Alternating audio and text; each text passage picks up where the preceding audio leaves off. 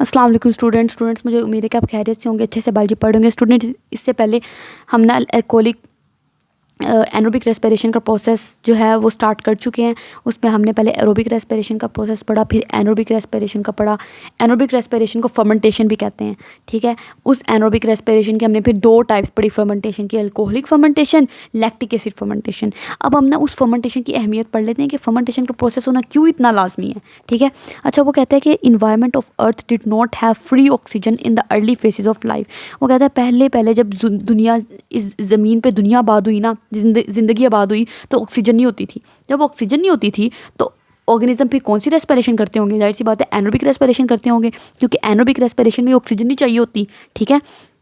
तो पहले ना एनोबिक रेस्पिरेशन ही होती थी, फिर आहिस्ता आहिस्ता ऑक्सीजन आना शुरू होगी तो ऑर्गेनिज्म ने फिर एरोबिक रेस्पिरेशन करना शुरू कर दी, ठीक है। लेकिन शुरू में क्या होता था? एनोबिक रेस्पिरेशन ही होती थी। देखो इसकी कितनी अहमियत है, ठीक है।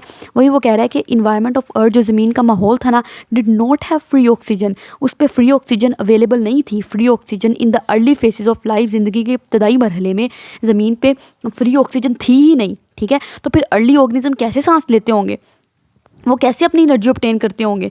क्योंकि रेस्पिरेशन के प्रोसेस में क्या होता है कि सेल ने क्या करना है, ग्लूकोज के मॉलिक्यूल को तोड़ना है और तोड़ के एनर्जी ऑब्टेन करनी है, ठीक है।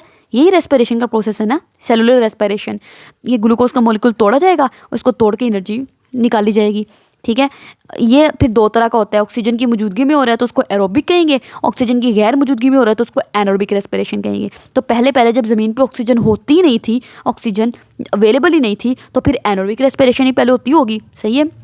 तो वो कहता है कि इसलिए जो इब्तदाई ऑर्गेनिज्म थे ना, रेस्पायर्ड एनारोबिकली, वो एनोबिक रेस्पिरेशन ही करते थे। मतलब कि वो ऑक्सीजन की गैर मौजूदगी में ही ग्लूकोज को तोड़ के अपनी एनर्जी लिया करते थे, ठीक है। And got energy for their life, और वो इसी तरीके से अपनी एनर्जी लेते थे अपनी ज़िंदगी के लिए, कि ऑक्सीजन को कि ग्लूकोज को ऑक्सीजन की गैर मौजूदगी में तोड़ देते थे। वो कहते थे ऑक्सीजन नहीं है तो क्या करें अब, तो उन्होंने ऐसी ऑक्सीजन ग्लूकोज मॉलिक्यूल को तोड़ देना, तोड़ के एनर्जी निकाल लेनी, ठीक है। वो कहते हैं इवन टुडे, हत्ता कि आज भी कुछ ऑर्गेनिजम्स, उनमें कुछ बैक्टीरिया आ जाते हैं और कुछ फंजाई आ जाते हैं। वो कहते हैं हम आज भी ऑक्सीजन इस्तेमाल नहीं करेंगे, हम अपनी पहले वाली रवायत को ही कायम रखेंगे। पहले ऑक्सीजन नहीं होती थी, हमारा काम चलता था ना, अब भी हमें ऑक्सीजन ही चाहिए, तो उन्होंने अपनी वही रवायत कायम रखी हुई है। उन ऑर्गेनिजम्स को हम कहते हैं एनारोब्स। एनारोब्स का मतलब है कि आज भी वो एनारोबिक रेस्पिरेशन ही कर रहे हैं। एनारोबिक रेस्पिरेशन मतलब ऑक्सीजन की गैर मौजूदगी में ग्लूकोज को तोड़ रहे हैं, ठीक है। तो वो कहते हैं इवन टुडे, हत्ता कि आज भी कुछ ऑर्गेनिज्म जिसमें कुछ बैक्टीरिया, कुछ फंजाई आते हैं, गेट एनर्जी, वो आज भी अपनी एनर्जी एनारोबिक रेस्पिरेशन के प्रोसेस से ही ले रहे हैं, और इसलिए हम उन ऑर्गेनिज्म को एनारोब्स कहते हैं। तो इसलिए अक्सर वो बोर्ड में ना आपसे पूछ लेते हैं डिफाइन एनारोब्स। तो एनारोब्स वो ऑर्गेनिज्म है जो इवन टुडे ऑक्सीजन मौजूद होते हुए भी ऑक्सीजन नहीं ले रहे। वो कहते हैं हमें ऑक्सीजन की ज़रूरत नहीं है, हम विदाउट ऑक्सीजन ही अपनी एनारोबिक एनर्जी ऑब्टेन कर लेंगे, ठीक है। और उनको एनारोब्स कहते हैं, और उनमें कुछ बैक्टीरिया, कुछ फंजाई हैं। ये आपने एग्जांपल दे देनी है, ठीक है। अब वो कहता है कि व्हेन स्केलेटल मसल्स ऑफ और मैंने आपको बताया हमारे अंदर भी एनारोबिक रेस्पिरेशन का प्रोसेस होता है ना, लैक्टिक एसिड फर्मेंटेशन वाला प्रोसेस कब होता है? जब हम शदीद एक्सरसाइज कर रहे होते हैं, हार्ड एक्सरसाइज कर रहे हैं, ठीक है। जब मैं एक्सरसाइज की जा रही हूँ, मान लो आधे घंटे से मैं एक्सरसाइज कर रही हूँ, तो उतनी ऑक्सीजन नहीं आ रही मेरे सेल के अंदर जितनी ऑक्सीजन चाहिए, क्योंकि जितनी ऑक्सीजन आई उस ऑक्सीजन से मैंने ग्लूकोज मॉलिक्यूल को तोड़ लिया, ठीक है। लेकिन अब मज़ीद ऑक्सीजन आ ही नहीं रही, ठीक है। मज़ीद ऑक्सीजन नहीं आ रही, जब ऑक्सीजन नहीं आएगी तो ऑक्सीजन की गैर मौजूदगी में ही फिर हमारा जो सेल होगा ना, वो ग्लूकोज मॉलिक्यूल को तोड़ना शुरू कर देगा।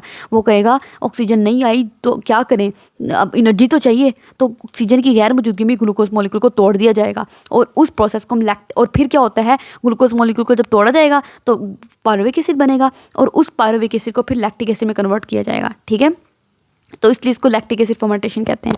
वो कहता है कि when skeletal muscle of human, जब ह्यूमन के स्केलेटल मसल वर्क हार्ड, शदीद सख्त काम कर रहे हैं, लाइक एक्सरसाइज वगैरह हम कर रहे हैं, या हमारे पीछे कोई डॉग लग गया, हम भागी जा रहे हैं, हम शदीद कोई सख्त काम कर रहे हैं, लेकिन oxygen supply is not sufficient, लेकिन ऑक्सीजन उतनी नहीं आ रही टू फुलफिल द डिमांड, कि हमारी डिमांड पूरी हो जाए, जितनी ऑक्सीजन सेल को चाहिए उतनी ऑक्सीजन नहीं आ रही, ठीक है। तो फिर ग्लूकोज मॉलिक्यूल को तो तोड़ना है ना, क्योंकि एनर्जी तो हमें लेनी है। तो फिर हमारे स्केलेटल मसल्स जो होते हैं वो क्या करना शुरू कर देते हैं, वो एनारोबिक रेस्पिरेशन करना शुरू कर देते हैं। एनारोबिक रेस्पिरेशन का मतलब है, वो कहते हैं ऑक्सीजन नहीं आ रही तो कोई मसला नहीं, ऑक्सीजन की गैर मौजूदगी में उन्होंने क्या करना है, ग्लूकोज मॉलिक्यूल को पहले उन्होंने क्या करना है, ग्लूकोज मॉलिक्यूल को तोड़ना है पायरुविक एसिड के अंदर, ठीक है। ये तो हमें पता ही है। और उस पायरुविक एसिड को फिर उन्होंने तोड़ना शुरू कर देना है लैक्टिक एसिड के अंदर, ठीक है, इस लैक्टिक एसिड के अंदर। तो वही वो कह रहा है कि फिर हमारे स्केलेटल मसल जो होते हैं वो एनारोबिक रेस्पिरेशन करना शुरू कर देते हैं और उस एनारोबिक रेस्पिरेशन के प्रोसेस से एनर्जी लेना शुरू कर देते हैं। चलो 2 मॉलिक्यूल एटीपी के मिल तो रहे हैं ना होने से तो बेहतर है ना, ठीक है। ये हमारे पास बात हो गई। इसके अलावा उन्होंने कहा फिर साइंटिस्ट भी बड़े चालाक हैं। साइंटिस्ट ने क्या किया, ये जो फंजाई और बैक्टीरिया थे ना, इनकी जो फर्मेंटेशन वो कर रहे थे, उस फर्मेंटेशन को इस्तेमाल करना शुरू कर दिया यूज़फुल प्रोडक्ट्स बनाने के लिए, फॉर द मैन काइंड, इंसानियत के लिए फ़ायदेमंद चीज़ें बनाने के लिए इस्तेमाल करना शुरू कर दिया। मिसाल के तौर पर ये जो बैक्टीरिया है ना, फर्मेंटेशन इन बैक्टीरिया के अंदर फर्मेंटेशन का प्रोसेस साइंटिस्ट करवाते हैं और उससे चीज़ और योगर्ट साइंटिस्ट ने लेना शुरू कर दी, ठीक है। साइंटिस्ट ने क्या किया, बैक्टीरिया को पकड़ा, बैक्टीरिया के अंदर फर्मेंटेशन का तो प्रोसेस होता ही होता है, अल्कोहलिक फर्मेंटेशन हमने पढ़ा ना, ये देखें बैक्टीरिया के अंदर अल्कोहलिक फर्मेंटेशन होती है। तो साइंटिस्ट ने उस फर्मेंटेशन के प्रोसेस को बैक्टीरिया के अंदर करवाया और करवा के क्या ऑब्टेन करना शुरू कर दिया, चीज़, पनीर और योगर्ट, दही, ये 2 चीज़ें साइंटिस्ट ने ले ली, ठीक है। इसी तरीके से साइंटिस्ट ने यीस्ट के अंदर ना फर्मेंटेशन का प्रोसेस करवाया, और जब यीस्ट के अंदर फर्मेंटेशन का प्रोसेस होता है ना, तो आपको क्या मिलेगा, ये देखें यीस्ट के अंदर फर्मेंटेशन का प्रोसेस हुआ था ना, ऊपर हमने करवाया था, ठीक है। तो आपको अल्कोहल मिलती है। तो साइंटिस्ट ने भी अल्कोहल बनाना शुरू कर दी, और उस अल्कोहल को फिर आपको पता है लोग पीते हैं अल्कोहल वगैरह, ठीक है। ब्रूइंग इंडस्ट्री में अल्कोहल को इस्तेमाल किया जाता है। ब्रूइंग इंडस्ट्री मशरूबात की इंडस्ट्री होती है। ये देखें वही लिखा हुआ है कि साइंटिस्ट ने क्या किया, यीस्ट को लिया, उस यीस्ट के अंदर फर्मेंटेशन का प्रोसेस करवाया और उसको फिर उन्होंने अल्कोहल बनाया। तो अल्कोहल को ब्रूइंग इंडस्ट्री में इस्तेमाल किया जाता है।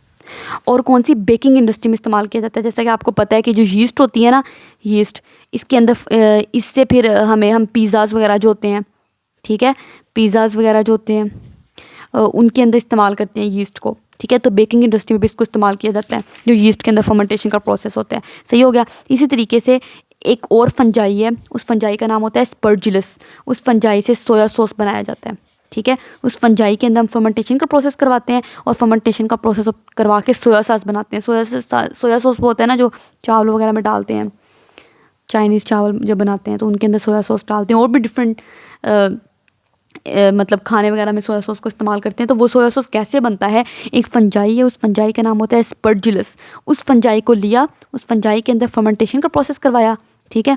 ये फंजाई है वो, मान लो खूबसूरत सी फंजाई, ठीक है। इस फंजाई के अंदर फर्मेंटेशन का प्रोसेस करवाएंगे और फिर हमें सोया सॉस मिल जाएगी।